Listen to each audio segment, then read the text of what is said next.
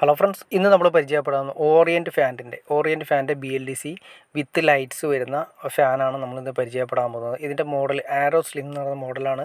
അതിൻ്റെ തന്നെ പല മോഡലുകൾ നമുക്ക് ഓറിയൻറ്റിൽ പല മോഡലുകൾ നമുക്ക് അവൈലബിൾ ആണ്. ഇൻവെർട്ടർ ടെക്നോളജി കമ്പനി പറയുന്നുണ്ട്. പറയുന്നത് കണ്ടോ, സെൻറ്റിമീറ്റർ അതിൻ്റെ അളവും കാര്യങ്ങളെല്ലാം പറയുന്നുണ്ട്. ഇതാണ് അതിൻ്റെ ഫൈനൽ സ്റ്റേജിലുള്ള ഫാൻ്റെ ഫിനിഷിംഗ് സ്റ്റേജ് വരുന്നത്. അതായത് ലൈറ്റ് കൂടി നമുക്ക് അറേഞ്ച് ചെയ്യാവുന്ന, അതായത് താഴേക്ക് നമുക്ക് സെപ്പറേറ്റ് ഒരു ലൈറ്റിൻ്റെ ആവശ്യമില്ല, ചെറിയൊരു ലൈറ്റ് കൂടി നമുക്ക് ഇതിൻ്റെ അകത്ത് അറേഞ്ച് ചെയ്യാവുന്ന രീതിയിലാണ് കമ്പനി ചെയ്തിരിക്കുന്നത്. പിന്നെ അതിൻ്റെ വാട്ട്സ് കാര്യങ്ങളൊക്കെ ഞാൻ ജസ്റ്റ് പറയാം. ഓൾറെഡി അതിൻ്റെ ഡീറ്റെയിൽസ് കാര്യങ്ങളെല്ലാം പറയുന്നുണ്ട്. ഈ കമ്പനി നമുക്ക് ഇതിൻ്റെ അകത്ത് വളരെ സെപ്പറേറ്റ് പറയുന്നുണ്ട്. കണ്ടോ, 40 വാട്ടാണ് ഇതിൻ്റെ ഓൾറെഡി ഫാൻ എടുക്കുന്ന കൺസപ്ഷൻ. 8 വാട്ട് അതിൻ്റെ LED ലൈറ്റ്സ് വരുന്നുണ്ട്. ടോട്ടൽ 48 വാട്ട്സാണ് വരുന്നത്. പിന്നെ ഇതിൻ്റെ അകത്ത് കറക്റ്റ് പറയുന്നുണ്ട്. കണ്ടോ, റെഗുലേറ്റർ വിത്ത് റിമോട്ട്,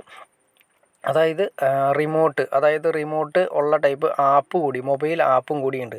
അതായത് ഇതിൻ്റെ അകത്ത് കറക്റ്റായിട്ട് പറയുന്നുണ്ട്, റെഗുലേറ്റർ യൂസ് ചെയ്യരുതെന്നാണ് പറയുന്നത്. അതായത് നമ്മൾ ഇതിൻ്റെ അകത്ത് ഈ ഫാൻ കണക്ട് ചെയ്യുന്ന സമയത്ത് ഒരിക്കലും റെഗുലേറ്ററിൽ നമ്മൾ ഈ ഫാൻ കണക്ട് ചെയ്യരുത്. അത് നമ്മൾ റിമോട്ടിൽ വേണം യൂസ് ചെയ്യാൻ വേണ്ടിയിട്ട്. പിന്നെ അതുകൂടാതെ തന്നെ നമുക്ക് മൊബൈലിൻ്റെ ആപ്പ് ഉണ്ട്. ഈ മൊബൈലിലെ ആപ്പ് നമുക്ക് ഡൗൺലോഡ് ചെയ്തിട്ട് മൊബൈൽ ആപ്പ് വഴി നമുക്കിത് ഡിവൈസ് കൺട്രോൾ ചെയ്യാവുന്ന രീതിയിലാണ് കമ്പനി ഡിസൈൻ ചെയ്തിരിക്കുന്നത്. അത് ജസ്റ്റ് അതിൻ്റെ അകത്ത് എന്താണെന്ന് വെച്ചിട്ടുണ്ടെങ്കിൽ നമുക്ക് അതിൻ്റെ അകത്ത് മൊബൈലിൻ്റെ തന്നെ കമ്പനിയുടെ തന്നെ ആപ്പ്, ഈ ആപ്പ് നമുക്ക് പ്ലേ സ്റ്റോറിൽ അവൈലബിൾ ആണ്. അത് നമുക്ക് ഡൗൺലോഡ് ചെയ്തതിന് ശേഷം നമുക്ക് മൊബൈലിലൂടെ വർക്ക് ചെയ്യാവുന്ന രീതിയിലാണ് തന്നെയാണ് കമ്പനി ഡിസൈൻ ചെയ്തിരിക്കുന്നത്. ഇത് അതിൻ്റെ അതായത് ഓരോ സ്റ്റെപ്പായിട്ടാണ് വരുന്നത്. അത് ജസ്റ്റ് നിങ്ങളെ കാണിക്കാം. ഇതാണ് അതിൻ്റെ ഫാനിൻ്റെ സ്റ്റേജ് വരുന്നത്. ഇതിൻ്റെ റെഡിമെയ്ഡായിട്ട് വരുന്നത്. അതിൻ്റെ ലീഫ് കാര്യങ്ങളെല്ലാം നമ്മൾ ഇതുപോലെ സെറ്റ് ചെയ്യണം. സെറ്റ് ചെയ്തതിന് ശേഷം അതിൻ്റെ അകത്ത് കറക്റ്റ് പറയുന്ന വയറുകളുണ്ട് കേട്ടോ. ആ ഓരോ സോക്കറ്റിനും ഓരോ നിറമാണ് കൊടുത്തിരിക്കുന്നത്. അതായത് ഓരോ സോക്കറ്റിനും ഓരോ നിറം തന്നെ കൊടുത്തിട്ടുണ്ട്. ഇതാണ് ഞാൻ നേരത്തെ പറഞ്ഞ, അതായത് ഫാനിൻ്റെ താഴെ ലൈറ്റ് വന്നിരിക്കുന്നത് വളരെ ഡിസൈനിങ് പക്കയായിട്ടാണ് കൊടുത്തിരിക്കുന്നത്. നമുക്ക് ആവശ്യമുള്ള സമയത്ത് ലൈറ്റ് കൂടി വർക്ക് ചെയ്യിപ്പിക്കാം, ലൈറ്റും ഫാനും ഒന്നിച്ച് വർക്ക് ചെയ്യിപ്പിക്കാം. ഇനി ലൈറ്റ് മാത്രം മതിയെങ്കിൽ ലൈറ്റ് മാത്രം വർക്ക് ചെയ്യുക, ഫാൻ മാത്രം മതിയെങ്കിൽ ഫാൻ മാത്രം വർക്ക് ചെയ്യിപ്പിക്കാം. ഈ 3 സോക്കറ്റുകൾ കണ്ടോ, ഈ 3 സോക്കറ്റുകൾ കണക്ട് ചെയ്യാവുന്ന, ഇതിൻ്റെ മുകളിൽ തന്നെ വീണ്ടും ഒരു സെപ്പറേറ്റ് ഒരു അഡാപ്റ്റർ സിസ്റ്റം പോലെ വരുന്നുണ്ട്.